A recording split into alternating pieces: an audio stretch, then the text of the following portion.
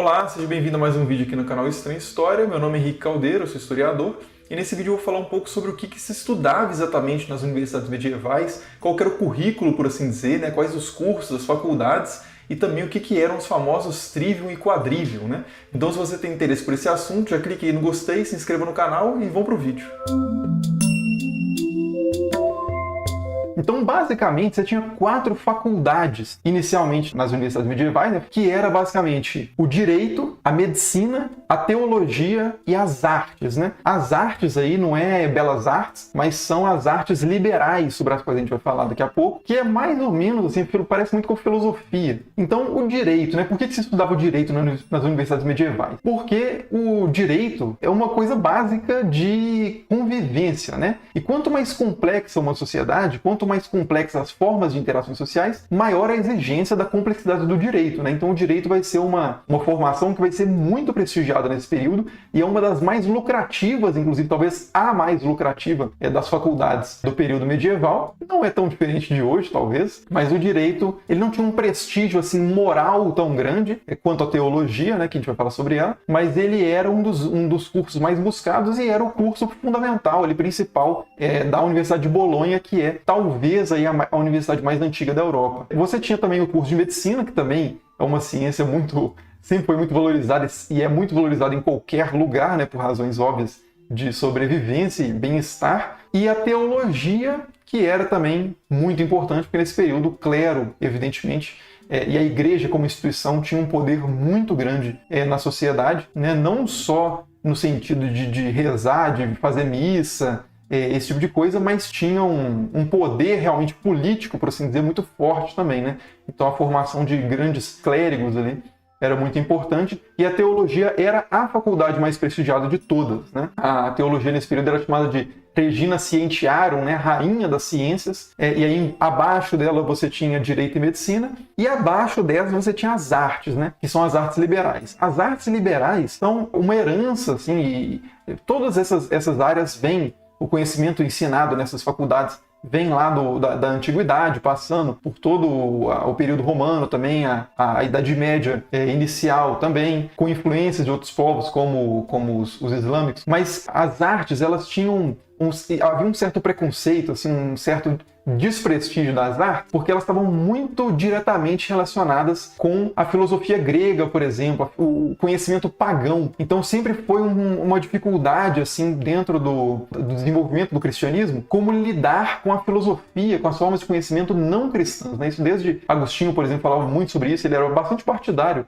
do estudo da filosofia, mas outros, como Lactâncio, por exemplo, mais ou menos da mesma época, eram bastante receosos em relação ao estudo da filosofia pagã. Então, nesse período de desenvolvimento das universidades, ainda havia muito esse pé atrás com as artes liberais por causa disso. E quais eram as artes liberais, né? As artes liberais, ao longo da história, desde do período de Roma, tiveram divididas em basicamente 2 grupos, que são o trivium e o quadrivium. O trivium é de três, vium, né? Via. Então, um caminho triplo e o quadrivium é o caminho quádruplo. Então, o caminho triplo é o caminho verbal, que são a gramática, a retórica e a lógica. Então, na verdade, a gramática é a mais básica, né? Porque o ensino nas universidades medievais era todo realizado em latim, e latim não era exatamente a língua nativa de ninguém, porque você tinha as chamadas línguas vernáculas, né? Então ninguém falava exatamente o latim que as pessoas falavam nas universidades. Então você tinha que ter um bom domínio do latim, né? Então a gramática é a estruturação da língua, especificamente da língua latina, né?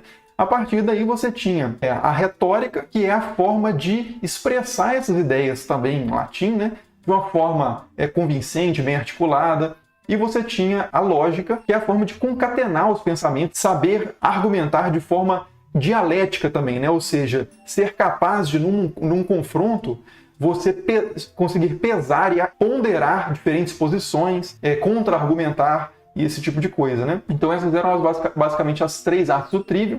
E você tinha as 4 artes do quadrivium, né, que é música, aritmética, a geometria e a astrologia ou astronomia. Astronomia, principalmente, mas nesse período, como eu falei no vídeo sobre Shakespeare e astrologia aqui no canal, essas 2 formas de conhecimento estavam bastante interligadas, né? A aritmética é a operação de números, né, soma, subtração, etc. Então, o número em si E aí você tem a geometria, que é o número no espaço, né? Então as formas geométricas ali, o estudo das proporções e tal. Depois a música, que é meio que os números no tempo, então a distribuição de harmonias, por exemplo, né?